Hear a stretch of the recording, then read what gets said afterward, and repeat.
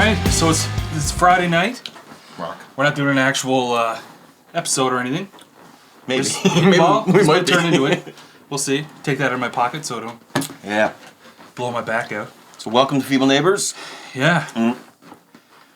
So we were just kind of chopping up some clips because we did a fourth episode, and we had a good conversation. It was just you and I, and but we overanalyzed it, man. We definitely overanalyzed. So we're releasing clips. We just released one from a story that I told. Which bus story? The bus story. Yeah. And a lot of good conversations, but I think we might have been a little... Sorry for rudely talking over you opening your... Priorities, man. Yeah, right? Good stuff. So what's on your mind? So I'm moving. You're moving. I'm moving. So this whole room that we do this in, usually we're surrounded by guitars and bullshit and pictures and posters, and it's all gone. It feels so empty, man. I know. It's different. It does. It feels good, actually, but... Yeah. I'm gonna spit this gum out, man. Yeah, you should. I look like a skeet. Yeah. We were going to do a thing where we act like we're sponsored by a bunch of people who have no idea that they're sponsoring us, just to see how long it takes for them to get back to us. Like, sponsored by Goodyear. Red Bull. Yeah, just do it, and do like an actual ad, like do an official ad for it. Yeah, just for science, just see how long it would take for us to get in trouble. See, I wonder, of all the stuff that's been shared or whatever from, if something like that would be the thing, right? What? I don't know, just like someone trying to get us in trouble. That might be the thing. It's like these guys are trying really hard to be shut down. They couldn't get canceled, so now they're they're moving up. Yeah, they're going for the big wigs now to try to fuck them up. So we're sponsored tonight. This podcast is brought to you by Diet Coke and Partagé wine. Partagé wine, the white stuff. Mutter's wine. Yeah, this is what Mutter drinks. So brought to you by Mutter's Wine. Mutter's Wine. Yeah, it's a company. So. Yeah. What are we going to talk about? I don't know. I actually don't know. I'm here with a pen and paper like I have something here to say. We literally have nothing. I have nothing. We were just outside. We were talking about the movie Into the Wild. Oh my God. Well, we were talking about grunge music, and then eventually evolved into Pearl Jam, which, of course, I got into Pearl Jam later in my life because I realized how good a freaking songwriter Eddie Vedder is. Yes. And the Eddie Vedder conversation turned into the soundtrack from Into the Wild, which is unreal. So, before we get into that, just to backtrack a little bit, I played in a Pearl Jam tribute band. And up to that point, I hadn't given a single fuck about that band. I just completely bypassed the grunge era entirely. I was born in 1988. You didn't like any of it. No, I mean, I would hear songs on the radio, and I'd be like, yeah, okay, cool, there's that Pearl Jam song, whatever, you got a little good hook. Fucking pentatonic. Obviously. Pentatonic is shit. Pentatonic solo at the end. Yeah, cool. But I never really gave a shit about it. But then I joined that band, and then it forced me to kind of sit down. And this happened to me with a lot of different bands I did tributes for. Alice in Chains. Well, that was a big one for me. Because I was like, holy shit, this was going on. So every time somebody talks about Alice in Chains, this is what they're talking about. Yeah. And to get to that point and actually play it, I was like, fuck. Man, Jerry Cantrell. Yeah. Lane Staley, obviously everyone loves Lane Staley. Yeah. But Jerry Cantrell, man. But when you think about the Guns N' Roses thing, it was like they're just Guns N' Roses for intellectuals. Alice in Chains? Yeah. Guns N' Roses. Man, there's a lot of correlations to be drawn between those two bands. Guns N' Roses. Guns N' Roses and Alice in Chains. Intellectuals. Okay, well, just go with it for a minute. I'll go with it. Okay. I'm in. Rhythmically, way more interesting. Way more.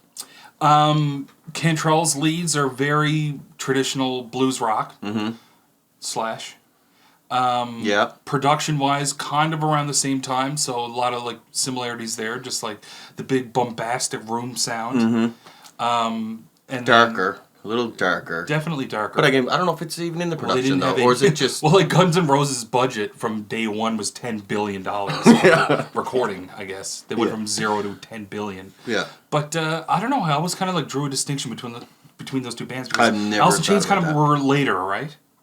Oh yeah. Yeah, they were later. They were late 80s, early 90s. Yeah, that's what I mean. So Guns N' Roses picked up 80s. Where metal was ending off. Yep.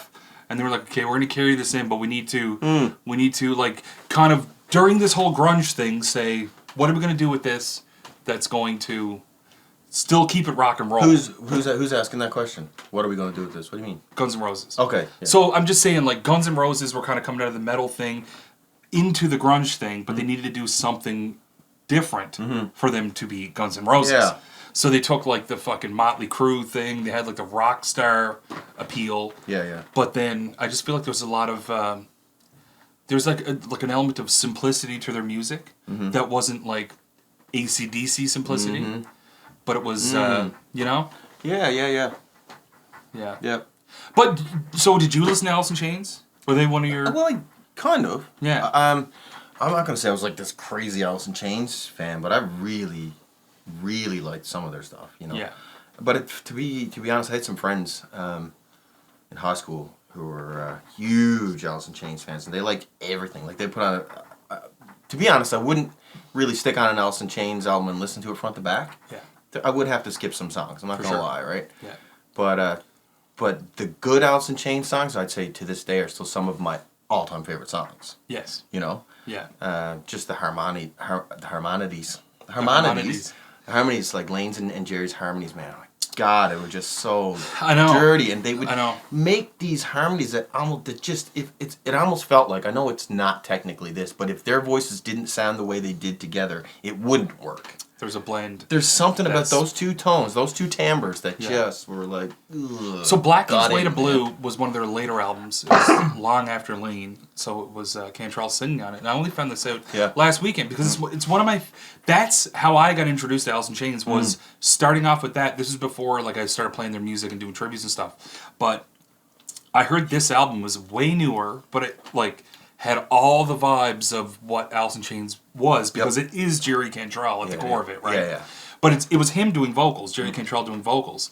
And I just thought it was just like a new guy that they found that sounded exactly like Wayne Staley, with like a lower register, kind of thing, but just had that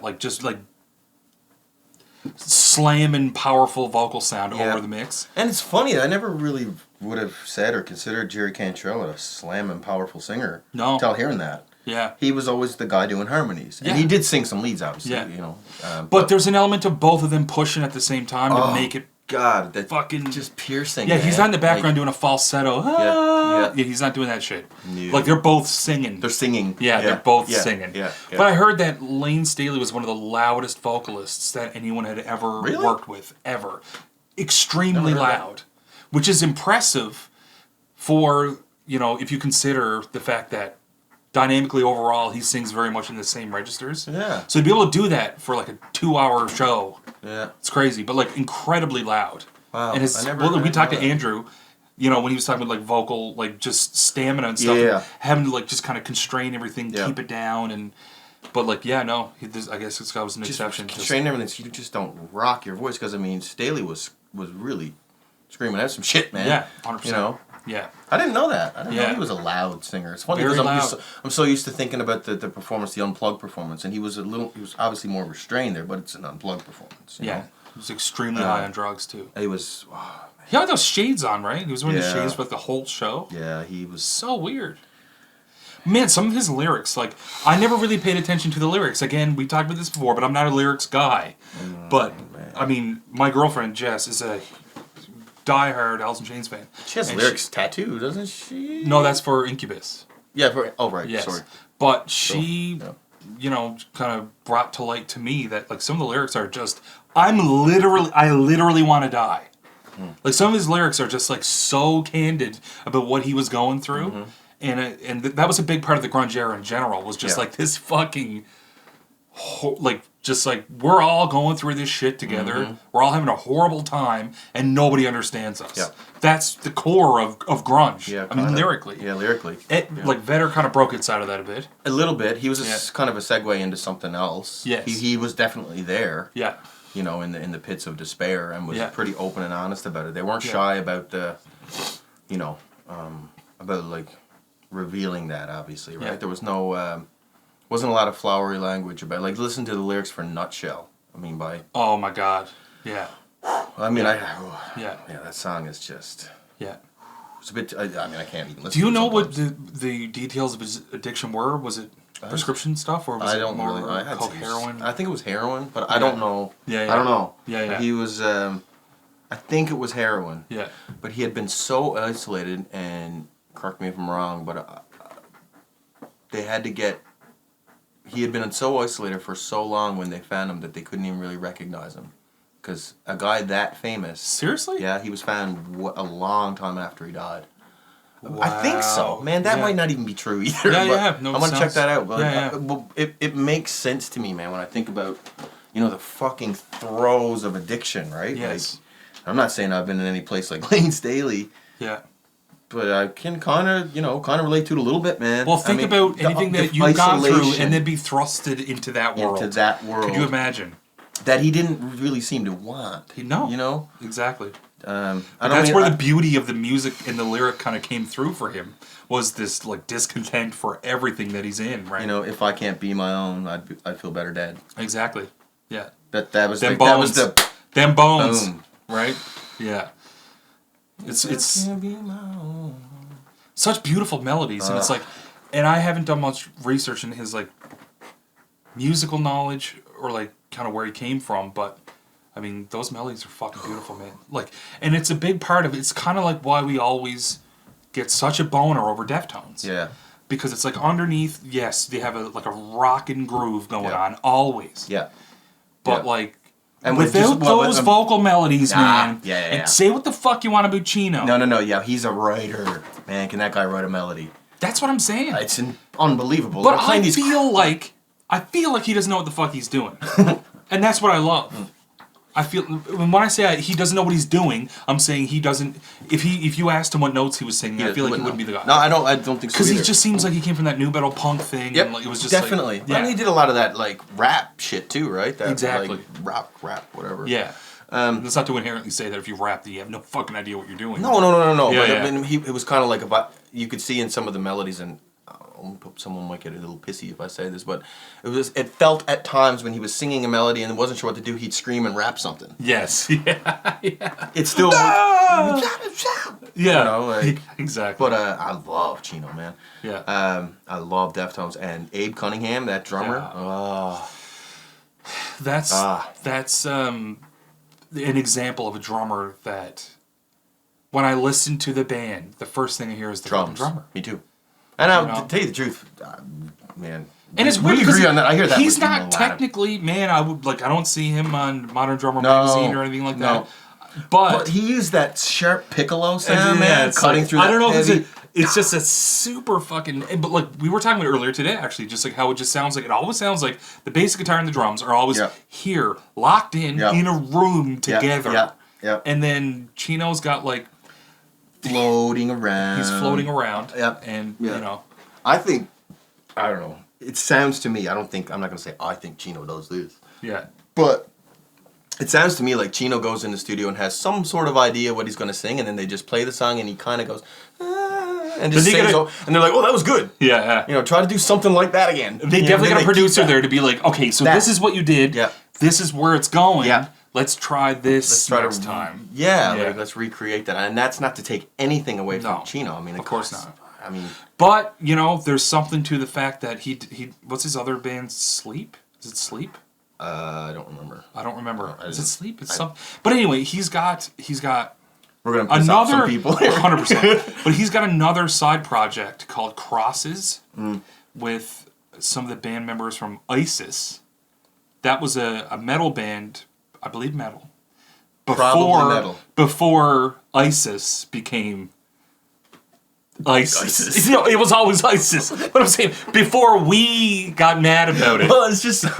before we got mad about it. There's a band called ISIS, ISIS. Yeah. And so those guys and Chino got together. And it was mostly like electronic. But some of the most beautiful stuff I ever heard. You could tell the production value is definitely less than Deftones. I mean... Oh, yeah. But his vocal melodies are still... fucking amazing. It's beautiful. Yeah. So like I feel like we're not giving him enough credit. No, we're not, and that's why I'm saying like I don't want to. He's as much as I'm going to say it. He's not that great live. Sorry, saying it. But he's got that punk mentality. But Fuck it, I don't exactly. care. He's a performer, and I'm telling you, it wouldn't take away from seeing them live for me. Yeah. Because he didn't hit a certain note at a certain time.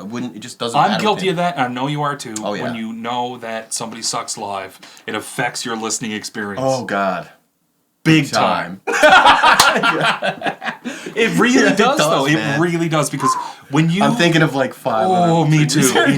Me too. It's Deftones is really high up on that list for me, though. Unfortunately, because I'm so... I love Deftones. I fucking love them so much. One of my favorite bands, and have been for like 15 years. Man. Ennis, Johnny Ennis introduced me to Saturday Night Wrist. And it's weird because I always get into bands from like the opposite angle than everyone else does. Because most Deftones fans would tell you that Saturday Night Wrist either sucked or they didn't even really listen to it. I did listen to it, but it doesn't do for me what the...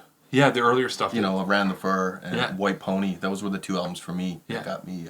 But their new album's fucking amazing. I mean, it's all amazing. At the same time, some of my favorite songs are on some of their newer albums, to be honest with you. Like Diamond Eyes, Diamond Eyes, Koi no Yokan, that one that came straight after.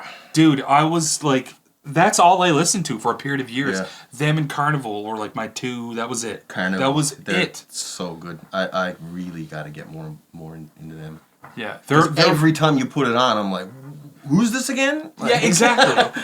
Like they're an amoeba, man. They have just like everything I want. Yeah. And like you think about heavy riffs, they got them. Yeah. But at the same time... But they build to it. Yeah. So it's special. Yes. It's not just, we're doing this for the whole fucking song. When they hit the heavy riff, it's like, God damn, we have arrived. Yeah. And they're guitarists. They have more, I don't want to say like versatility, but more of a... I don't know, like a sonic spectrum. For sure. You know what I mean? Yeah. As opposed to like, as soon as you hear it, there's this band. Yeah. And not to say that they don't have a distinct sound, but it builds to something. Like you just said, Drew, you start somewhere. Drew, like, I guess he's probably one of the main songwriters. He writes, I guess, the core of the music. He's written for like Coldplay and like, he's a brilliant songwriter. And who's that? Which one is that? Drew, he's the... he's got like the thick black beard and the short dark guitarist. hair. I don't know. There's 2 guitarists, right? And there's Haas. They're a 5-piece, right? Yes. Guitar, bass, drums, and this guy just sings. Yeah, exactly. Yeah. I can't say too much about Carnival. I don't know too much about him. But Haas, the other guy in the band, he fucking plays everything. So like when they're live, he's got like a MIDI pedal going, triggering samples, playing guitar. He's got like these timbali things that he plays. It's fucking bananas. Yeah, see, that's and to me, so I'm jealous like, of that, man. The second I see that, I'm like, what have I ever done as a musician? Yeah. That this guy's playing music they can crush heavier than any of the heaviest metal I've ever played, and then write the most beautiful melodies. And then get on stage and play some instrument you've never even heard of. Yes. You know what I mean? Just for the sake of making the live experience good for the fans. Yeah. Like it's... I see that all the time, and I used to see it. Reminds me of... I get almost like jealous of it because I used to play around with hand drums. I used to play a little bit of drums, like dick around on a keyboard, and I'd see guys like Matt Bellamy who would always play a couple instruments and sing, and then I'd see even like Brandon Boyd from Incubus. He never played any real instruments, but he'd every now and then take out his hand drum while he was doing it. I'm like, man, I want to do that. I know. I want to do that. I know. Like I could definitely jam along with that. I just never did it. I was always like, oh, safe space, guitar in front of me. Actually, playing in bands out here kind of got me thinking more about that because I know, like, the guy I play with, Josh from Name Rosetta. Yeah. He, we'd be at rehearsals and the musical director would be like, who plays mandolin or fucking whatever else? And he would just show up the next jam with the instrument and just play it. And it's just like, God damn, all right. Yeah. It's like, why do we kind of put these constraints on ourselves? It's like, I love music. I know I can figure that instrument out. Totally. I understand music to a level that all it would take is getting the definitely the physicality behind playing it. Yeah. Like, I feel like that with a lot of instruments, man. Like I bought some recording stuff tonight. Yeah. And I won't say for that reason, but I definitely want to play around with some different stuff. Dude, having that world opened up to you, that if you have an idea, you can sit down now and you know that you can capture it. Yep. In a way that you're going to wake up the next day and not be like, what the fuck was that? Yeah. This is an honest interpretation. You can get to that boilerplate level of this is what kind of what I'm going for. Exactly. Yeah. Yeah. And everybody needs that, and nobody does it enough, man. No, as far as I'm concerned. there are so many musicians out there who are just so goddamn multi-talented that have pigeonholed themselves. Yes. You know what I mean? Yeah. So many people don't record though. Yeah. And it was funny, man, because when I was teaching, I've never done it. Really. Like in my prime of teaching, rather, every student that I had, every lesson, I would just be like, "You need to start recording. You need to start recording. Bring in your laptop. I'll put the software on there for you. You need to get just a basic preamp and a microphone. Mm-hmm. You need to do that. You need to hear yourself from a different perspective. Yeah. You need to hear it because if you don't, when you first hear yourself." Recorded, it's like it will traumatize you. It traumatizes the shit out of you. It does. It really does, man. And more people need to have that moment. Yeah. More people need to feel like that. Yeah. It's a way of like it's almost like airing your dirty laundry to yourself. Exactly. Or whatever. That's kind of fucking stupid. Yeah. But I remember as a kid, man, I played at I was like 14 and we played at this thing in school, 14 or 15 years old, and I played a song that I wrote with this band. And, we finished playing and people were like, yeah. And then someone had a video of it and they showed me after and I was fucked up. I was mortified. Like, I'm fucking awful. Yeah. I can't sing for shit. Yeah. And maybe that fucked me up because I never really did a lot of I did some public singing, I suppose, after that. But, like, it tortured me, man. But it's the most important thing as far as I'm concerned because the number one thing that pisses me off is that you get groups together, you get bands together that are good. You listen to them and they're great. Yep. You listen to the recordings and they're a bag of dicks. And I'm like, that is the job. At that point, it's the job of the person that's responsible for recording you and producing you to capture the vibe of the band as best as possible and put it out there. But like, I know a lot of people in metal who never ever got into recording. They put together songs, they go record, but then they don't have any way to communicate with the person that's recording what they're going for. At some point we need to have some kind of language. You need to have some understanding, even of just like basic theory, to say that this is an eighth note triplet feel here. And then we're going to switch out of that. We're going to a straight 16th like fill. We're going to go into this. But most of that, like, my knowledge of rhythm came from recording. Because it came from sitting down with Cubase and being like, oh, this is a grid. What's a grid? What does this mean? Okay, that's just a measurement of time. And then if I switch to triplets, this is what it looks like. And that kind of thing. But, like, more people need to have that. And maybe it's just a Newfoundland thing. Maybe it's just a thing where people are just more gung-ho about playing music than they are recording. I don't think. Maybe. I can't speak to that. Neither one of us can really. I can't. No. But what you're saying, too, I mean...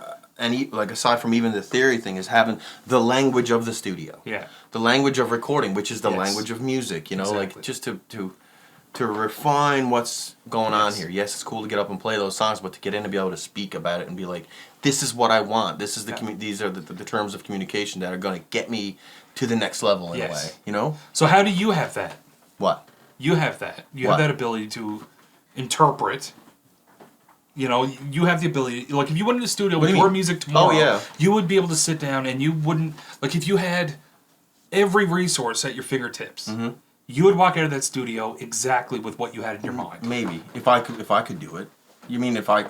No, if you had all the... If no one else was involved. All the musicians there available, ready to go, you'd be able to communicate the information I think so, to be able to... But that's what I'm saying. There's a lot of people out there who just like... They go in, they're like, well, the riff goes... Blah, and then... Blah, and then... Blah, and then that's it. Yeah. And it's like... You're doing such a disservice to your product. To your product, because there's so much more going on in there than what's coming out here. Exactly. And then the person that's... As far as I'm concerned, the person that's doing the mixing, the person that's recording you, the person that's getting the takes, they should more than you understand what the fuck's going on. Yeah, of course. From riff to riff, from verse to chorus. I suppose that's where, not suppose, that's where a producer comes in. Exactly. That's where you get the producer. Because sometimes you got this crazy, awesome, amazing guitarist or drummer or whatever, but he could be a fucking meathead. Who's just like sausage, a total sausage, and he just doesn't have the words, the ability to communicate what he's doing. But he's like, okay, man, you got to get in there and speak that guy's language so that he can communicate it to the next guy, so they can communicate to the engineer, so they can create something, right? Because I can probably think of some bands right now You know, that I would imagine when they were in the studio, they weren't the most articulate fucking individuals, right? You know, right? I would say, if I was like, all right, are we good? Can I go? You know? Exactly. Go. This kind of all stems from the Deftones conversation, though, because it's just a matter of, we don't know 100% what their levels of knowledge are as individuals, but we know someone might be hear this eventually and be like, though, I wish... Yeah. You guys need to shut the fuck up. Yeah.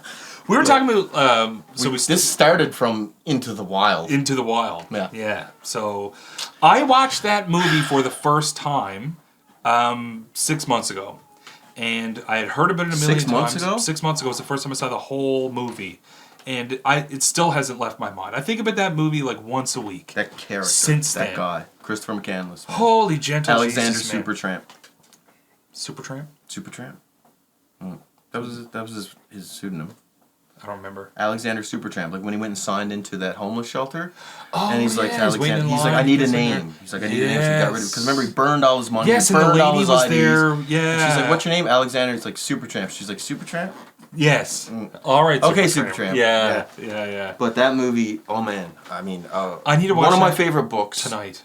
Yeah, one of my favorite books. Definitely one of, if not my favorite movie. Yeah. One of. You're not one of those dicks who thinks that the movie's worse. In this instance, they did a good job of... Okay. I really do. No. Not one of those... That's a thing. Like... No. That the movie's worse than the book. Oh, totally. Yeah. It generally is. Yeah. It definitely is. I don't read books, so I wouldn't know. Yeah. And then the soundtrack. Oh, God. Yeah. I mean, I was never a massive Eddie Vedder fan until that movie. Yeah. Sean Penn directed it. What? Sean Penn directed that. Sean Penn. Spicoli? What? Spicoli? Yeah. He fucking... Wait, who's Spicoli? That's what he played in... that was when he was the student in that high school fucking movie he did back in the day. What was that movie called? Fuck. I'm so bad. We're going to look it up. Yeah. I'm going to look it up. Sean Penn Spicoli. That's Spicoli. Is that like from some 80s movie? Yes, yeah. It was like Babysitter's Club or something? No. Babysitter's Club? No. What the fuck am I talking about? What's the name of the one? I might be off on this too. Maybe he's not Spicoli. I thought he was Spicoli in that fucking movie. With the after school guys. Just whatever you're saying is less productive than typing it into your phone right now. Spicoli. Okay. Oh, Fast Times at Ridgemont High. I said after school something. Babysitter's Spicoli. Club. What the fuck is Babysitter's Club? I don't even know what that is. Is that a book from like our childhood? I thought it was like a book. That was a book that girls read, right? Yes. Yeah. Well, whoever. Whoever. But it was aimed at the time. Yeah. Spicoli. Fast Times at Ridgemont High. Oh my god. Okay, yeah. So anyways, back to Into the Wild. So Spicoli... What's in this bike? So produced it? Or like... He directed it. It was his movie, man. Sean Penn's movie. Crazy. Yep. I love Sean Penn. Has he done much directing since then? Don't know. I know he's the guy who did Ask Better. Yeah, let's just try and do the best movie ever and then never do another one. Yeah. And then just smoke cigarettes in an interview with Oprah again. Yeah. Fuck off. I love Sean Penn, man. I do too. Love him. So fucking cool. His Between Two Ferns is fucking amazing. Yeah, it's incredible. Yeah. He's terrifying. I know, he really is. He was the only one that like went on Between Two Ferns that I was just like, is he gonna beat the shit out of him? Is he actually gonna Is this the guy that snaps? Is he gonna hit Galifianakis in the fucking head? Yeah. But anyway, back to the movie. I don't know why I'm so rigid on us talking about this fucking movie because it was such a good movie, man. Yeah. Some of the my mother, I got her to watch the movie. She had to stop the movie partway through because it was too emotional for her. Because every time I hear him speak or talk about whatever, she's like, it's just see you, me. Like running away. Running away. Well, it's something it was actually something I always half joked about and was like, or threatened. Even like I was one of those kids that ran away, you know. Just escape, right? I always had this romantic idea of going into the wilderness, right? Yeah. Taking off with a backpack and not needing money and not needing this and like, fuck, I don't need society, I don't need anything, you know? You're kind of back there again now. A little bit. Kind of, but I'm not going to do anything like that, obviously, but even the books he read, Feeble Neighbors. To remote in from Alaska. Yeah. Speaking of Alaska. Carry on. Yeah, the character himself, I related to him so much. Even the authors that he read, man, like Thoreau and but like for me, the point, there was always a point in the movie where he almost called home. Yeah. And the fact that he didn't, is just like, fuck, just talk to your mom for a second. Tell your mom you're okay, just buddy. Tell her. Like, there was that one point where he was like waiting for like the fucking payphone. And he gives that quarter to that old man who's arguing with his wife. Gives it to him. And then the old man's wife hangs up on him, so he loses the quarter right away. Fuck.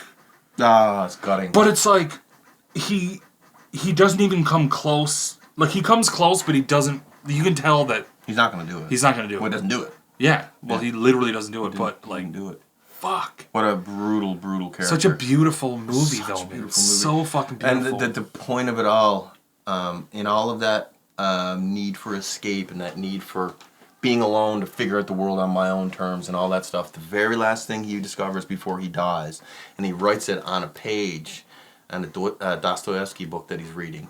He paraphrases it and says, happiness is only real when shared.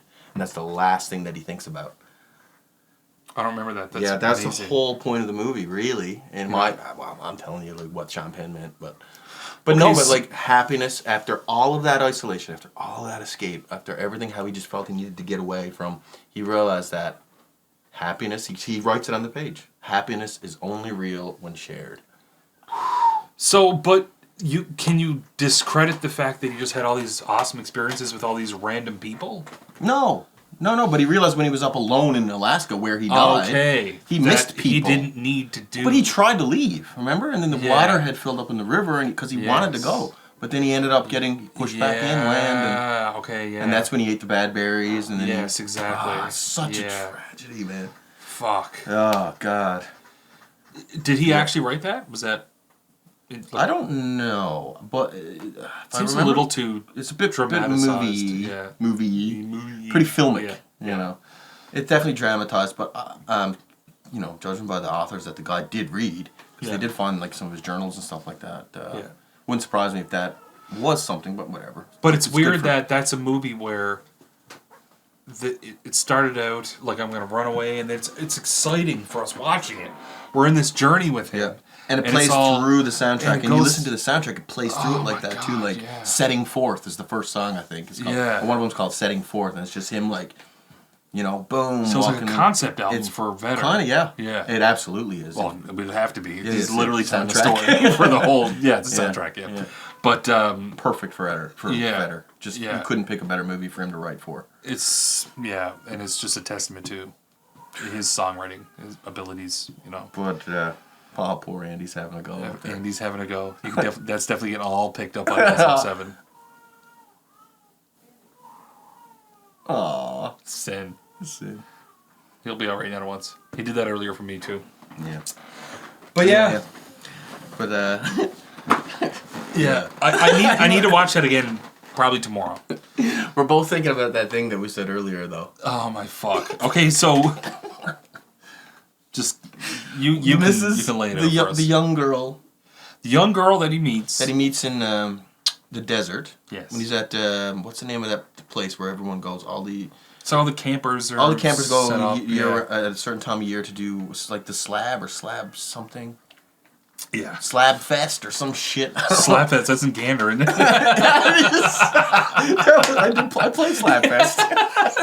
Jesus. Well, they weren't at Slab Fest, yeah. Whatever, you know what I'm talking about. Yeah. This young girl, she's like, 14, 15 years old, and she's like putting the moves on him, right? Yeah. And we were saying that that's probably the real story of Christopher McCandless. Yes. He actually got this girl pregnant and fucked off to Alaska. Blew on her and then fucked off. Because there was a real serious need for him to leave, man. Well, yeah. There's something undiscussed, both in book and film. There's something. It's go time. And the only thing that makes sense that we can understand as males is yes, of course. Need to run away from your problems. It's very misogynist of us, I suppose. But, exactly. But he had already burned all his money. Yeah. So he had no way to... For to run away from everything when you actually had something, he came in her. Like, there's no... Yeah. Yeah, to go to Alaska too. But that's where he wanted to go originally, right? Yes, it's a stupid joke that doesn't really add up if you analyze it, but whatever. It makes it good. Just let us have it. Just let us have it, yeah. We need it. Just let us have it. But that fucking scene in the beginning where he literally one thing that... Okay. Movie's amazing, but one thing that I never understood is the guy was like, I don't need money. He had a bunch of money left over from like his scholarship or his education fund when he graduated from university. He had like $15,000 or something left over. He sent it away, signed it off to Oxfam or something, or he wrote on an envelope, feed someone with it. Sent it all away, and then he burned his money and all his IDs. And then as he got like further into the film, he's like, fuck, I need some money. He starts working at these takeout joints, and he works for Vince Vaughn's farm and all this stuff. It's like, dude, what the fuck? You just had like 15 grand, you know? Yeah. That part never really added up to me. Maybe he just didn't want to be traced or something. I mean, I don't know. There was a way around that. He could have went and got his check cashed. He could have just cashed it. And then had cash on him. But then they might have been like, why the fuck did he withdraw all that money immediately? And then, well, it was in his name. No, he can do whatever the fuck he wants. It's his money, yeah. He's gone. You know. But was he trying to kind of downplay the fact that he was leaving and didn't want to make any major, uproar, I guess, within the bank and... Well, that or he wanted to prove, maybe we could get back to the literary thing. Yes. He wanted to prove to himself that he didn't need any of it from this old world. Exactly. So if I'm going to get by now, it's the new guy. It's not Christopher McCandless. Christopher McCandless is dead, and now Alexander Supertramp is going to go and create himself, right? Yeah. So maybe that's it, you know? Fuck. We should live... We should live stream us watching this movie. Do it. Just have a mic each and let's do it. That'd be fucking amazing. I'm blubbering. We wouldn't say shit the whole time. We'd be like, are you still watching the movie? Yes. Are you crying? Yeah. Oh, man. Anyway. So good. I love that movie so much. Yeah. Happiness is only real when shared. That fucking... what is this really sad one? Just Breathe? That's not even on the soundtrack, actually. It's not? No, he wrote that. Vedder wrote Just Breathe after Into the Wild soundtrack. So it wasn't even in the movie? Not Just Breathe, no. So what the fuck am I talking about? It sounds just like... You can tell how heavily... I'm going to double check that, but I'm 97% sure that... No, it's not. It's not. No. You're saying there's a chance. Jim Carrey. Yeah. You're saying there's a chance. So you're saying there's a chance. Yeah, okay, well, never mind then. Well, I'm not going to tell my fucking story then. Just Breathe. Yeah. You were playing it. That was from when you guys did the Pearl Jam tribute? Oh, yeah, no, we played that. It was, really emotional, that kind of thing. But yeah, I played it. Good story, man. One of my guitarists. Yeah, we did that. It was emotional. That's the story. That's the one that I wanted to tell this whole time. Thanks, Josh. Got right to the fucking... yeah. But yeah, speaking of... I know we didn't speak of this. I'm just adding this. Speaking of, we're working on our segues. So speaking of NASA, dead musicians. Speaking of NASA, did you? I started a conversation about the fact that something I always think about is the fact that the 27 Club, as they call it, all these musicians that died at 27, but even in modern day, musicians that die when they're young, incredibly successful, influential. Overall, and then they die. So then that's their whole career is kind of encapsulated by their life up to that point, and it's usually all you ever hear about. Yeah, think of it somebody like Jimi Hendrix and Kurt Cobain. But it's they never live into what we're living right now. Yeah, and you think of it the fact that there's so many people, actors, comedians. Yeah. That started out back in the day, but then because they live forever, they kind of trickle off into this, trying to adapt to modern times. Almost like the line is better to burn out than to fade away. Yeah. You know what I mean? Yeah. Neil Young. Yeah. I don't know if you said that first. I think it was Neil Young. It was better to burn out. Yeah, it's in the song anyway. Yeah. But I don't agree with that, but necessarily. Man, George Carlin died when he was 70. And as far as I'm concerned, dude, he is the embodiment of the opposite of what I'm talking about. He the went fact out that the dude just went out monster. Yeah. I That's the guy to his core that, like, wholeheartedly fucking respect. Oh, man. You think about the one person you'd like to sit down and have a coffee with, of anyone, he's on my top 5. Dude, you watch interviews with that dude at any point in his career, any point. Yeah. You watch him with, like, Larry King, anyone. Yeah. And it's always like, fuck, he's on fire, man. He's so on point always. And he was Mr. Conductor. Yeah, I know. Shining Time I fucking forget station. that, man. Right? Mr. Conductor. He was the little dude. Right? Amazing. Yeah, like just absolutely. Talk about flipping that whole thing on his head. Yeah. And starting out somewhere and then getting to that, right? Yeah, exactly. But like he, through... He was 70? He was 70 years old. How old. did he die again? I can't remember. It was some... Yeah, I don't remember. But his last stand-up, he was 70. Yeah, so the year he died, he put out a special on HBO. Wow. Or it was maybe a year late or 2 years late. But I remember watching Seinfeld on Larry King say, who dies at 70? He was talking with George Carlin, how much he affected him. Mm-hmm. And like he was close friends with Jerry Seinfeld and that kind of thing. And but I remember his last stand-up, he was 70 years old. And he was like, I like 70, not as much as like 69. Mm-hmm. Well, I figure I'm 69 with one finger up my ass. Like, just... But he can make jokes like that. Yeah. And then give you the most insightful, brilliant political analysis. Yeah. Right behind it. After joking about putting a finger in his ass. Yeah. You know? Like, God, man, he was a master. But a writer, too, because, like, I remember watching Kevin Smith talk about when he did his movie... What Kevin Smith movie was? Dogma. Dogma. And Kevin Smith was saying that, like, he would be, like, backstage, but like out in the fucking trailers or whatever, and George would just be over there like obsessively rehearsing a part for his new stand-up thing because while on set for a film. Yeah.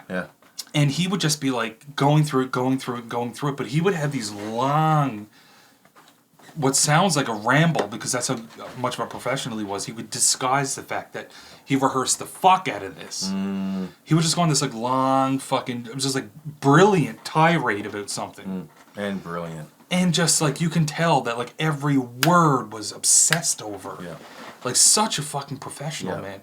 Like when you think of it, a comedian, but he also like he wrote a lot. He kind of set the standard for a lot of guys that came after. Like Louis C.K. always talked about George Carlin. He was just talking about like fucking a fresh thing every time you saw him. Like Seinfeld always like kind of held on to his material and did that thing, but like fucking George Carlin was just like, no, we're doing it all new shit. Yeah, you can really go on a rabbit hole with George Carlin and just hear something new. Yes, it's new. It just. But he's one of those guys that got so deep in my head that when like something happens in my life, I can always attribute it to something that he said. He just had such a good way of articulating real life experiences, but just sounded like a crousty old man in the process. Yeah. Just like, this is fucking stupid and here's why. Yeah, and here's why. And here's why. He just nailed it. Here's a list of people that I fucking hate. Yeah. Like, that's one of his stand-ups. He just goes through all the people that he hates. And just like the groups of people. And that's the brilliance of comedy, right? Like, to be I mean, some of the most interesting, intelligent, philosophical people in the world are comedians, man. Yeah. I mean, look at Jim Carrey now. We briefly talked about him before. Yeah. That guy is just... well, you watched a lot of, like, I guess, more candid footage recently with his interviews and stuff like that about, like... Just interviews. Stuff about, like, his perspective now, because there was a period of time, like, 3 or 4 years ago when he just kind of stepped away from everything. He just disappeared. Where everybody just assumed he was fucking... went bananas, because there was a lot of interviews where there was so much going on in his fucking head, but he wasn't, I guess, articulating it enough for the everyday man. Right? Remember those quick, I guess during that time, those quick little like red carpet things? He would come in and someone would try to ask him a question and he's like, I'm not really here, or whatever, or he just used that. He would just be like, whatever, I'm not listening to you, bye. Yeah. You know? Incredible. I love Jim Carrey too, man. Me too. That's funny, man. The more I think about it, my favorite people in the world, I guess the people that I respect or you kind of, in a weird way, want to emulate. They're fucking comedians, man. Yeah. I relate to comedians more than I relate to musicians. Yeah, me too. It's weird. And look, we talked about this a little bit last time. Was that with Andrew when Andrew was here? Yeah. And just talking about the fact that like when I look to somebody in real life who has a platform for a way to kind of internalize, rationalize what's going on now, it's always stand-up comedians. Yep. It always comes back to these people who can, because their whole job is to understand what's going on, articulate it, spin it into something funny. And to the point where they understand and they're able to synthesize all this information so well that they can take it and put something funny, make it funny. Exactly. Which is, I mean, if you can make a joke about something, I mean, for me, that's one of the ways to prove you have the deepest understanding of it. For sure. You can show what's funny about it, Yes. or what's ridiculous about this overall, like, this assumption that we have in society, these things that we take for granted all the time, and they can just go, this is why it's ridiculous. Exactly. You know? Exactly. And, I always talk about Louis C.K. and the thing is, obviously did what he did. We all understand that. But however, up to that point, and even still, man, I mean, just like his way of, and this is the thing that he always talked about, is the fact that he likes bringing people to an uncomfortable place, a place that nobody talks about. Let's bring us there, and then let's laugh about it. Yeah. In that shitty, awkward middle ground, right? There's so much shit that happens that nobody wants to talk about. Like, he just talks about hating his kids. Yeah. He loves his kids more than anything. Obviously. You watch any interview with him. But, like, he just takes it, he just, like, dramatizes it and just being like... I'm talking about this one kid, and he's just like... they're having a fight, and the one little girl's like... I was like, alright, cool, interesting, let's hear your side of it. Is it because I like this one a little bit more? Like, she just makes her sound dumb. It's just like... It's so good. He's so brutally honest, man. I know. When he's talking about, I'm not going to try to recreate it. I saw it the other day. He talks about playing hide and seek with his daughter. Yes. And she's like, she thinks this is hiding. And he's like, I got to walk into a room like a fucking idiot and pretend I can't see her. Like, where did she go? You know? He's like, are you under here? No. Yeah. Yeah, but it's shit that obviously you think about, right? But it's just like, who's willing to fucking do that on stage? Who's willing to say it? The whole thing.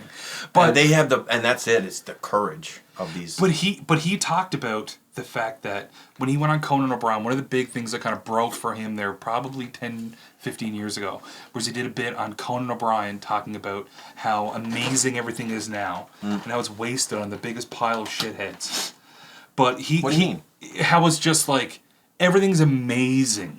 What do you mean everything? You mean just society? Like just how easy everything is in general. And he was talking about just like basically you hear people getting on flights and they're just like, oh my God, it was the worst experience of my life. We had to sit on the runway for 40 minutes.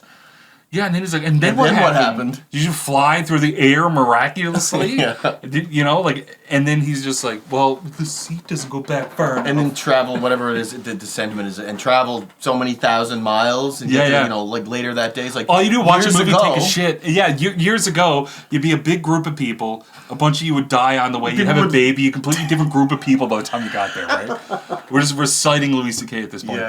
But so good. Yeah. But he was saying that like when he did that thing, he was talking about the person on the flight that was complaining about like the on-flight internet and like just talking about like the person that said that. But then he said in this interview, he was like, that wasn't another person, that was me who had that thought. The internet went down and it pissed me off. But to kind of flip that for stand-up comedy, it made more sense to do. So there's so many levels to what these people are doing, the stories that they're telling. It's like, I had this experience, but I'm going to put it on somebody else for the joke. You know? Yeah. Oh my God. There's so many levels to it. It's so many, man. Yeah. Like, I truly think that some of the most brilliant people are comedians. They really are. And like, and I just said like, and brave, courage, man, to get up there and say those things. Like, the courage thing you think about, like even like say historically, like who are the people that could like bring to life some ridiculous things that were going on politically in like monarchies and stuff? It was only the jester. Yeah. Only the jester could make fun of the king, right? Yeah. Anyone else in a lot of places, a lot of countries, France or wherever, if someone made fun of the king, off with their head, man. But the jester was the jester. Okay. So he could, say the things that these people, the plebs, so the jester was entertainment for the king and everybody, right? Yeah. And he could get away with that kind of stuff, right? And that's kind of where it came from, right? Wow. Which is, when you think about that. So it's been a part that embedded in history. Yeah, the jester. Wow. Yeah, the jester was the one who could get away with making fun of the king, right? Okay. Yeah. So he was also royalty, but just... Yeah, he was hired by the king, right? Okay, yeah. Now, I mean, I'm sure there are situations where the jester went too far. All right, next. He took his dick out in front of some women. Yeah. Or he just said something really too far against the king. The king was like, okay. Yeah. Yeah. Yeah, exactly. Next. Yeah. Off with his head, you know? Yeah. But that's where it came about, the jesters could get away with it, man. Yeah. And, I mean, that's kind of dying a little bit now. What's that? Being able to get away with stuff in comedy, right? People again. But it's not comedy centric. It's society. It's everything. It's the way it's going. Yeah. The whole we had that little. We touched on that thing about. I think it was a clip we put out the other day or yesterday, whenever the fuck. About offending people, right? Yeah. You can't offend people anymore. Yeah. Like offending people is a crime now. Yeah. Words are violence. You know. Yeah. Anyway, so but how does that affect? We talked about this before, but it's just like, what art comedy is coming out of 2020? Like, you presented this to me a little while ago, and I've been thinking about it a lot lately. It's just like, we've always had some kind of backbone, I guess, as a society that by and large we can say, okay, this person's saying this. Their job is to do this. Mm-hmm. Certain people are going to get offended by it. It is what it is. Yeah. We can't even do that anymore. No, but man, I think the conversation we were having, I don't know, is something like when you think about revolutions, all the times that we had revolutions in the past, say 70, 80 years or whatever, there's always an artistic movement to go alongside it. Yeah. You think about the 60s or whatever, we had Bob Dylan and all these other people who spoke the revolution through song, and right? Who's speaking the revolution through song and art and stuff now? Yeah. I don't know. I think that's something that we got to think about. But I honestly think a big part of it is how washed out everything is. Yep. Because of how everybody has access to everything now. Mm-hmm. So it's just like music, art in general, everything is just washed out. It takes a lot more now to stand out because everybody's fucking doing it. Yeah. There's not the people that say what you want about record execs and stuff like that, but at least at some point in the past, there was somebody, there was a bottleneck. There was saying, okay, we're not going to let you up until we know that you're going to be able to do something and offer something. The thing we need you to do. Yeah, exactly. Now, obviously, there's probably a lot of politics behind who they actually let up at the time to do or say whatever. Yeah. But now it's like, I don't know. But that doesn't really speak to the fact that there's so many brilliant comedians out there who have already established themselves, who now can't do their job because of the society that they're facing. And are we talking about the same thing? I think we are. We're talking about how they're scared to death of being torn to pieces. Exactly. Bill Maher and a bunch of comedians now, they don't even touch universities anymore. No. No. I'm not going to fucking Bill Maher did stand-up in universities, in the 70s and 80s. He won't, for a few years now, he's like, I'm not going near that place. Yeah. They will literally protest during his stand-up because he doesn't say the right thing. Yeah, exactly. That's a scary place to be, man. It is, yeah. But the point that what music, what art movement, what comedian, what comedy, what I guess art is speaking to this. What's happening now? Nothing. I mean, I can't even give you an example. No, I can't either. No. Not one. Not one. Not one. Not one. Because it seems like music is, I don't know, man. It's a very hard conversation to have because there's no outliers in music. There's no... Who? Who are the top 5? What do you mean? Like the top 5 success or just top 5? No, that's just a shitty question too. Because I'm just saying So pop music has always been around, but now pop music is the only thing. It's the only thing. Well, yeah. There's no pop music. There's no Spice Girls and Pearl Jam coming up in the 90s. Doesn't seem like it.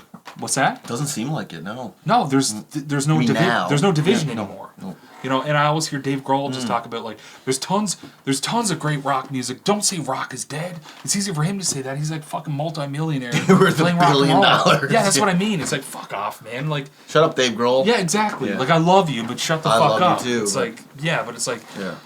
Because you go on tour filling arenas and you get a couple bands to open for you and these sound good. Yeah. It's like, and they are, obviously. Whoever is going on tour with Foo Fighters, direct support pretty good. is fucking probably good. good. Yeah, exactly. Probably good. And there's so much good music. There's so much good comedy. There's so much good everything. Everything's just on fucking hyper blast, man. Like there's the best version of everything that has ever existed is now. But it doesn't matter. It's like it doesn't even exist. We can't even fucking... You know? Yeah. It's so weird because when you talk about like, with every revolution comes the arts with it. But I mean, but like for years, dude. Like in like fuck, man. You can go back. I don't make myself probably look stupid now, but you can go back like hundreds of years, and certain musicians like I don't know Wagner repping a certain thing that was happening in like. In like the Enlightenment period or something. I don't know, maybe I got that fucked up. But you know what I mean? Yeah. Like how the orchestration represented a shift in society's... Yeah. Whatever. You know, society's... What am I trying to say? Tendencies, society's like... For some reason the word... The overall movement. Hegemony. The movement of society. Yeah. A shift in the consciousness of the overall collected consciousness. There seems to be shifting and there was always music to reflect it. Yeah. But that's not... I'm not seeing any of that now. Dude, I watched a great, it was a short, well, it was probably like a 10-minute YouTube video talking about the death of melody and how if you listen to pop music now, I think I might have told you about this, but like the fact that like you listen to any pop music now, strong melodies are no more. It's always da da da da da da da da. That's literally what's her name? The Mrs. It's super young Mrs. Crazily most popular pop artist on the face of the planet. We stopped talking about 10 billion Grammys. Billie Eilish. Yeah. Eyelash. Billie Eilish. Yeah. Billie Eilish. Okay, so she's like exactly representing what I'm talking about. Yep. The fact that it's just like she's talented too, though.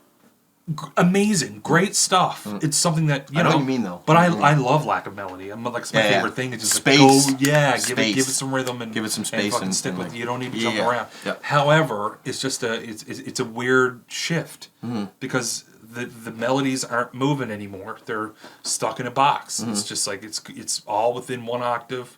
Yeah. It's just in this nice safe space that sticks here. Yeah. It's like scientifically crafted to just burrow and to stay there. That's, you know, I think about, there was a period in time with me as a musician where I thought about the fact that, like, it doesn't even matter what I do because there's scientists in Hollywood that are studying what the fuck anyone's going to care about. Yep.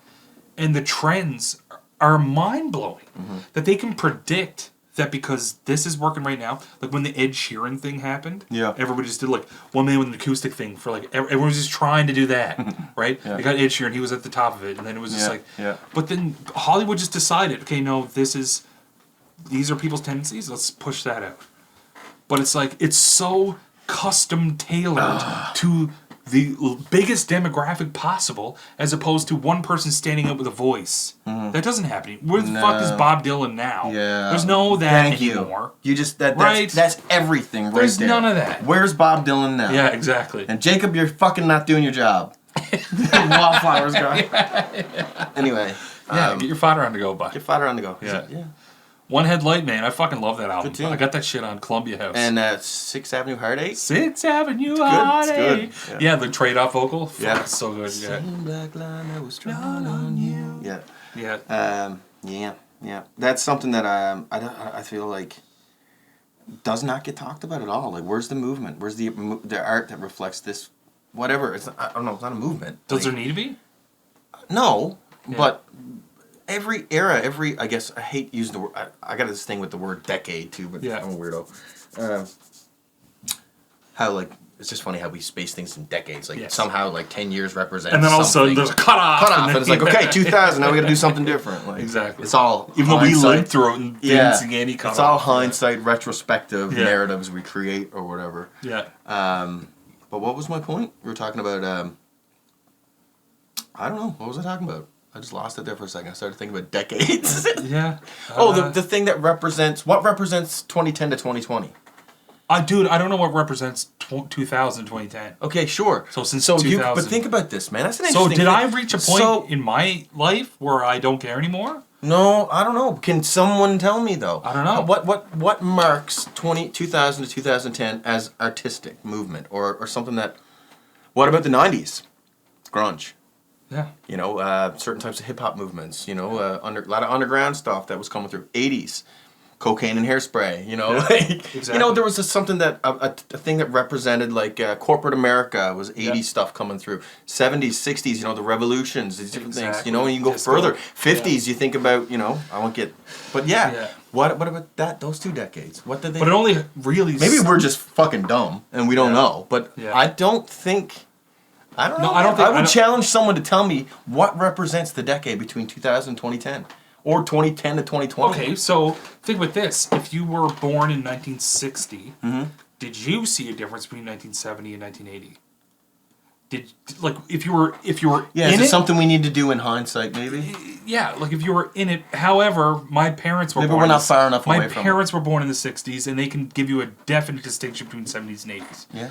Right? I would think so. Yeah, no, they can. They can. Like you I can hear your parents talk. Yeah, that's true. In the 70s it was like this, in the 80s it was like this. Yeah. And then their cutoff point is the 90s. They don't even talk about the 90s. Yeah. Because that was their like coming into, okay, we're having kids, we're getting married. Like that was the where it kind of started for them. Yep. You know, because I always like, because that was my life. I was born in 1988. So in the 90s, I was just coming up. I was just a fucking young dude. You know, just trying to figure shit out. And I talked to my parents about that. I'm like, so what was it like? And they're just like, it was just whatever. Like, their experience was so drastically different than mine. Of course. As parents in the 90s. Whereas for me, it's just nostalgia city. Of course. Just like the 70s would be for them. Yeah, exactly. Yeah. So I suppose maybe we're just not far enough away from it, I suppose, to be able to go back. That's what I'm saying. Yeah, I'm just like, I don't know, maybe in 10 years from now we'll say, well, I'm back in the 2000s. But I honestly don't think so. I don't either. I don't think so. My gut says it's not. Because even right now, I can't tell you a band that existed from 2000 to 2010 that started and the new lived millennium out their music. career. I don't know. Yeah, like I bet you, I'm willing to say that in 2005, if you asked me something about, I could refer to 90s music in 2005. That's only 5 years later. In 2005, about... but there was a thing in 2005 where I could tell you what was relevant at that time, which was like Finger Eleven, Billy Talent. As Canadians, for us, I mean that was our thing. Nickelback. True. Yeah. Like there was a big alternative rock movement. There was almost a reshift in the rock there or something. There was, and then it just Finger did 11, not man. succeed. I used to love Finger 11. Me too. God, they were so good live. Man, I saw them 2 years ago at George Street Fest, yeah. Fucking believable. They blew I Mother Earth off stage, I'm just going to say it. I'm going on record to say they were asininely better. Oh, this is not even comparable. No. I Mother Earth, who I loved as a kid. I loved Jag, was one of my favorite You know how guitarists. sad it was to be there with a bunch of I Mother Earth fans? Mm-hmm. To see Finger 11. And I was like, fuck, these guys are so fucking good, and they sound exactly like they did back in the day. Rehearsed. And then when the boys came on stage, it was just like I felt bad for them. I was like, it was like a bunch of good musicians getting together and kind of jamming covers of old I Mother Earth songs. Guitar. It felt like doing I Mother Earth covers. I'm a guitar guy. Yep. And can you fuck off with that guitar? Oh, dude, I can tell. Remember the breakdown of One More Astronaut? Oh my god! You played a Strat shitty pentatonic solo for like 8 minutes. Longer. Fuck. Longer. And I'm like, you guys have been doing this long enough. You should understand that nobody gives a fuck about a guitar solo. About that breakdown right now. Jesus, you're not the Doors. No. Like, nobody cares, man. Nobody here is on LSD. There's like 5 people here on LSD. And they don't want that. And they don't even want that. They don't even know who you are. Yeah, the people who are on LSD going to it. Yeah, exactly. Yeah. They have no idea. But again, I love I Mother Earth. Super talented band again, and Jag, man, the guitarist. I loved him, man, growing up. Yeah. Stuff that he wrote was awesome. Yeah. He just had a cool. He was the right-hand guitarist with just that groove, man. Yeah. He just had such good groove. But anyway, back to what you were saying. Finger 11 just rocked them off the stage. It wasn't even. No. They really fucked up the order. They played my fucking ringtone from 2005, fucking Paralyzer. Yeah. I was like, God damn, who's calling? Man, and they closed with Drag You Down. Oh my God, man. Jess made me watch that before we went to that concert, and I just watched it. And I was like, I watched the music video. I was like, man, this is really well written. Yeah. Fuck. And Scott is the singer. Yeah. I used to be a huge I'm Mother Earth fan. I'm still a fan. Yeah. When they were in their Graves to Blue Skies and Tip. Oh, God, that album. Yeah. He fucking destroys it live. Yeah. When he screams, man. And he's talking about a guy with mic control. Yeah. That guy's amazing. Because when he rips, you can see he's got to go here. Yeah. Because his voice is so loud. Bombastic. You know? It's just boom. And he, as soon as he opens his mouth, just fills everything. Yeah. You know, it's just... Anyway. Yeah. Little... Finger 11. Yeah, I love them. They're still on the go, I guess. I don't know. Finger 11 are? Yeah. Wow, maybe... Who the fuck knows? It'll be weird to see a resurfacing of who the fuck's still on the go after 2020, man. Like, so they're rolling the vaccine now. Yeah. And I guess I'll tell a little fucking story. Anyway, I made it. So, like, fucking 3 or 4 days ago, I saw a dude on my Facebook make a status, and it was just, he literally posted. Yeah, explain it. So he basically just posted the chemicals in makeup and apple. And that was a popular meme. Like it was a popular. It was like a Reddit thing, like probably like a year and a half ago or something like that. Posted, and for anyone who didn't know, it was someone made a post of the chemical composition of an apple. Yeah. And then there was like a back and forth. Like there was a screenshot of like a Facebook conversation after, and at the very end, I was like, "Oh my God, is that a fucking apple?" And then but you got the context. Yeah. So you saw that these were the ingredients, and then you knew by the time you flicked away from this meme, you knew that it was an apple. Mm-hmm. So this dude on my Facebook posted just without the comment section, just posted the chemical composition of an apple, and I immediately recognized it. So, like, this is my bias, I guess, is the fact that I knew immediately. As soon as I saw those, I was just like, oh, that's the apple meme. It's the apple thing, yeah. But he didn't put in there that it was an apple. And I noticed there was like 150 comments. And I was like, what could they possibly be talking about? It's a meme. You know, didn't you all see this?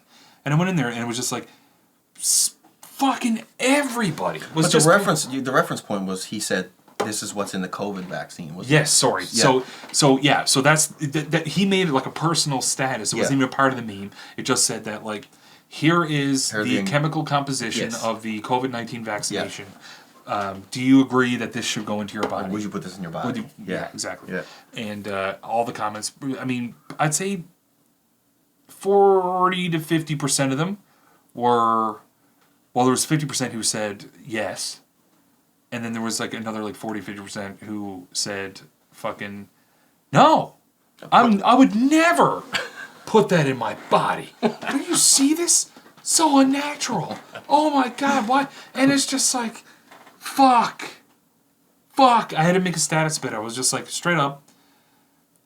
The issue here is the fact that like you are completely unwilling to do any research. And it's such a good social experiment, man. Oh, it's so good. I love that he did that. I commented, I was like, is this a live meme? Yeah. Like, are we all a part of the meme right now? A live meme. This is a live meme. This is a live meme. Like, you're giving us content live. Yeah, thank you. And just like, oh my God, no. Like, I would never do that. I'm just like, holy fuck. Just the fact that people went in there just saying, no, this looks unnatural to me because I don't know chemistry. Don't know what it is. I don't either. No.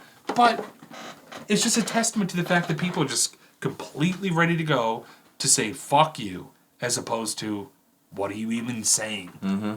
Right? And it was just like, it was kind of liberating just to fucking see, like, just to confirm for my own knowledge that this is what's taking place. What can you even say about that? I mean, the people that got embarrassed or offended by it or whatever, like, you better just put your head back down in that hole. Yeah. lay there for a bit till this one wears off, because exactly. You just proved everything. Yeah. By, I would never put that in my body. The fact that you're willing to say that though, without even knowing, publicly. Okay, so the only tipping point for them was the fact that the initial status said this is the COVID-19 vaccination compositional breakdown, and it's just like that's all you needed. That's all they needed to say. You needed one person who's not a scientist to post this, and that's enough for you to blow a gasket and be like, no, bye. YouTube chemists. Yeah. There's so many of them. Yeah. It's just like. But this guy was doing it as a joke, and I loved him for doing it. I love that he did that, man. And like, I made the status tonight, and he commented on it, and I was just like, "Fuck, I love you." Yeah. I was just like, "It's so good that you didn't tell them." Yeah. You didn't tell Never them. did. And all it was just people commenting, and just like it was just people saying bullshit, and then other people just being like, "Oh, sounds like it might be nice in a cider or a pie." Yeah. Yeah. One a day keeps the doctor away. Exactly. Yeah. Just like vague fucking. Yeah. That's brilliant, man. Yeah. That's such a good social experiment, man. He never confirmed anything after. Like he never said. I don't think so. I didn't go back to look. Yeah, I didn't go back to look. But I think at that point, most people are just being like, no. They're not going back to be like, oh, what are people saying about this? Generally, people who are just completely gung ho to be on one side or the other. Well, we were talking about. I think it was in our last conversation. I don't know if we even posted it or whatever. We might. About the lack of filter between just like a thing is in my head, I'm gonna yes. Whereas if you're in a room with human beings and you look around and read the room, you're like, maybe I won't say that because maybe I'll look like an idiot, or we don't have those social human filters anymore, right? Exactly.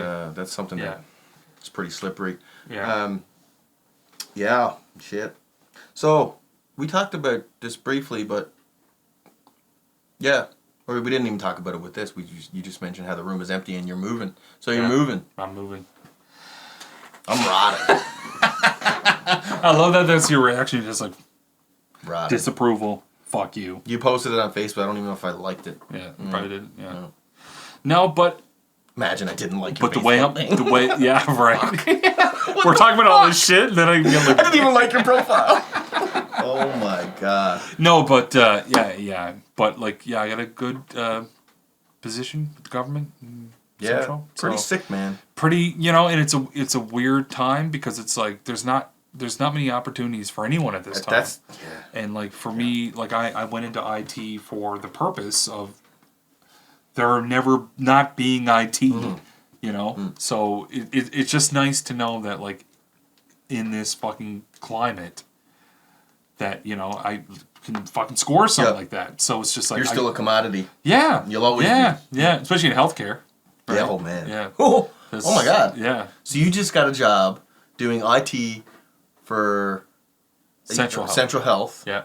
During a pandemic. Yeah. Oh, you're solid. Yeah. You're good, man. Yeah. Good to go. But yeah, the position itself is like something I'm like way more interested in, and it'll be bump fucking pay and stuff. Yeah. Awesome, yeah. Man. So it's good because young new family and stuff like that. Yeah. But it's I've never really been attached to where I live, and it's weird because like when I grew up in Central, it was always I gotta get the fuck out of here. I always had that mindset, and then when I came out here, I was like, what the fuck is this? I gotta get the fuck out of here. Yeah.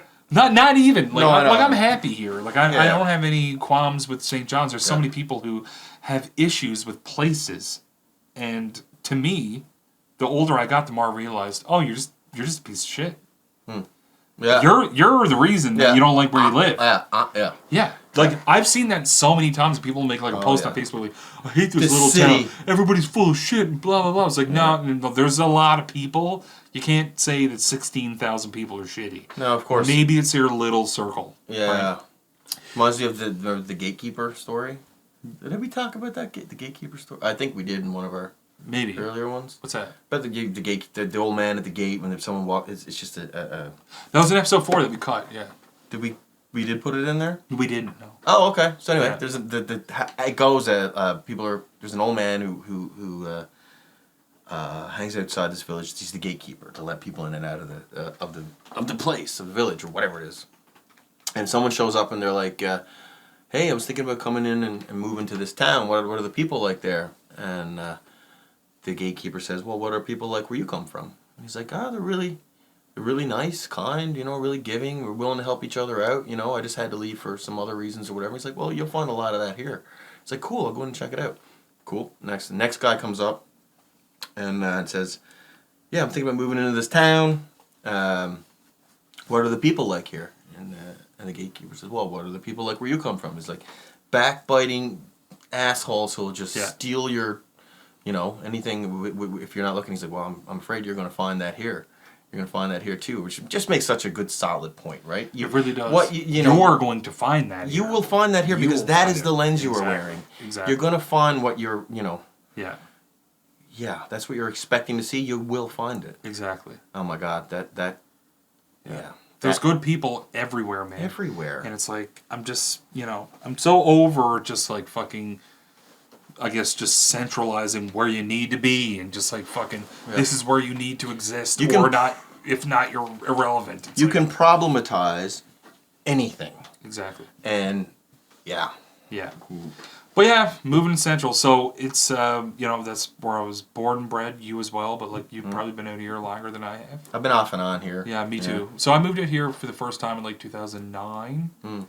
And then I was out here for a year and a half, 2 years, and then I went on tour. And I came back, moved out again for 2 or 3 years. Moved back, started my shop, came back out here. Been out here ever since. Kind of. Yeah. So it's always been like a connection to the East Coast. But and St. John's. St. John's. You're from Newfoundland. You're gonna. Yeah, exactly. It seems like you just go to St. John's. And I love it here. And it's funny because when I toured with whatever when I was with Threat Signal, I was like in Toronto. I was like I could live here. There's so many people who are just you live where? I'm a Bayman or I'm you a live in St. John's. No, Toronto. Toronto. I was saying it like it was in Toronto. I was just like, yeah, I get it. Like I can just like I can just automatically see the positives and the negatives. It's just like there's so many opportunities in different places for you. Yep. You just need to fucking seek them out and not just be shutting yourself down to You're gonna set yourself up for that. Yeah. So for me, it's always been music. So like anywhere bigger Toronto. that I've ever gone to, it's like, oh yeah, fuck yeah, I'm home. Yeah, I'm not going to the cabin. Yeah. There's a cottage somewhere around here I can rent. Exactly. Yeah, I don't know. There's a few trees somewhere. I don't know that I would want to live in Toronto. Not now. Not that I would just want to die if I lived in Toronto if I had to for some reason. But yeah, I do like smaller places. I just do. Yeah, I do like St. John's though, man. Yeah. I don't hate it like I used to. I always thought like, when I was in a hard spot and when it was my heavy using days, I guess we'll call it. Yeah. One of my go-tos was like, it's this town, man. They get the hell out of here. So it's like the geographical fix. Yeah. You know what I mean? That'll fix everything if I just change geography. Because it's the city that's causing this. And then I go to a different place and there was a state there too. And it's like, oh, well maybe. Yeah. What's the common denominator here? Yeah. But I've never like allowed myself to fucking like when it comes to living in certain places, even when it comes down to like the weather. Like I've always heard people be like, winter is fucking shit. Winter is fucking garbage. You gotta fucking blah blah blah. I've never allowed myself, like I've never even gone down that road of just being like, I hate things because other people hate it. I've never done that. I've never ever been that guy that's just like, winter's supposed to suck. I'm like, I get it, but I choose to live in Canada. Yeah, so I have to shovel snow sometimes. Shut the fuck up. You talk about being upset. Shut the fuck up. Yeah. Yeah, we live in Canada. That's what happens, motherfucker. Yes. You have free healthcare. Pretty north. Shovel some snow and shut the fuck up, asshole. Yeah. I'm so sick of hearing that shit. Yeah. Especially in Newfoundland. It's like you live in an island in the Atlantic Ocean in North Atlantic. Yeah, exactly. Yeah, I know. Yeah. And also, like, dude, what the fuck? And we were all guilty of it. What the fuck is the point of being upset about something that you have no control over? Yeah. It's completely outside of any type of control that you have. So it's that whole like stoic thing, and things only bother them if you let them bother you. Exactly. Yeah. If you let it hurt you, then it will hurt you. Or anything at all. Yeah. But yeah. Or you have complete control over, because you can move from Newfoundland. Or just move and shut up. Hawaii and shut the fuck up. Go to friggin' Trinidad. Yeah, exactly. Yeah. Yeah, but you're moving right before Christmas too, which is pretty cool, man. Yeah. So you're gonna have a cool. I choose a different word, but yeah. Cold? Yeah. What do you mean? You're not big on doing the Christmas thing there? No, I'm big on the Christmas thing. Just moving a whole fucking house. The moving part. Yeah. That's gonna suck a big bag of dicks. I'll give you a hand with that, but next but we'll we're gonna move out and we're gonna do something I'm really fucking excited about, and it's the reason why I'm not getting like upset about us not doing this is the Zoom thing, because most podcasts now are Zoom. And you'll be in here from time to time where we can do the one live one once a month, man. Like that's my goal. It could be like a good, just a thing, a reason for you to come here once a month too. Sure. We got to do the monthly live podcast. Exactly. And then do other things while you're here, right? Exactly. But we're gonna do Zoom. Yep. So the one thing that really excites me about that is just the fact that we can bring on anyone at any time. Anyone, anywhere. Even people in St. John's or in fucking Newfoundland, Labrador, wherever. California, anywhere. At least we don't have to be thinking about like people in our immediate circle. You know, I love everybody in my immediate circle. Of course, Just like, no, I know. Now we can just be like, oh yeah, that person is really interesting that I talk to all the time. We already thought of a couple too that are going to be. Oh yeah, going to be huge. Oh, some pretty fucking huge. Yeah. So yeah. Yeah. So Feeble, it might not be Feeble neighbors. It's still Feeble neighbors. Still Feeble neighbors. Gotta be Feeble neighbors. Yeah. Yeah. But anyway, man. Do people even know? I mean, we kind of told that story. What's that? Like we're actually neighbors. I don't know if we actually talked about that in the actual podcast. We say we're Feeble neighbors, but we literally live next door. Yes. Yeah, we literally live next door. Yeah. You live. It's just weird. There? Right there. Next door over. So I have vertigo, so like when I'm in a place where I can't see outside any windows or anything, fucking I go to a hotel room and I leave and I'm like, fucking direction do I go? I have no idea where I am. I'm like a beetle on its back. Really? I have no idea, yeah. Yeah, so anyway, we're not going to be actual neighbors, but... no, we'll be neighbors. We'll still be neighborly. Yeah. And, so we're going to keep it going. No worries. We're going to do one... we're planning on doing like a full one tomorrow, but we're gonna have a guest. We're supposed to have a guest this week, but we'll probably have him next week. Looks like it. Yeah. So we'll do that, and hopefully, I can't wait to get him on. So I'm gone next weekend. Next Sunday. So we'll do whatever we can next week in person, but after that, then we'll be in your apartment. Yeah. See how that goes. Or wherever. It'll be in my apartment. I think it'll be cool. We're talking about doing like a cabin one. We should do that. That'd be so good. Cabin podcast. Yeah, because people don't realize like what a cabin trip in Canada Call it Podcast. Yeah. That's not funny. That's so not funny. Jesus. Oh god, I fucking can't believe you said that. Way to close this podcast with that terrible joke. Exactly. But we're talking. There's tons of opportunities and different things we're considering doing. Not even cabin podcast. I definitely want to do. Oh yeah, 100%. All right. We've done that twice. Said the same thing at the same time. Anyway, all right. So we're cluing up. Yeah. Full episode. Yeah. Weird. Yeah. Cool. That was definitely. Yeah, I think so. All right. Thanks.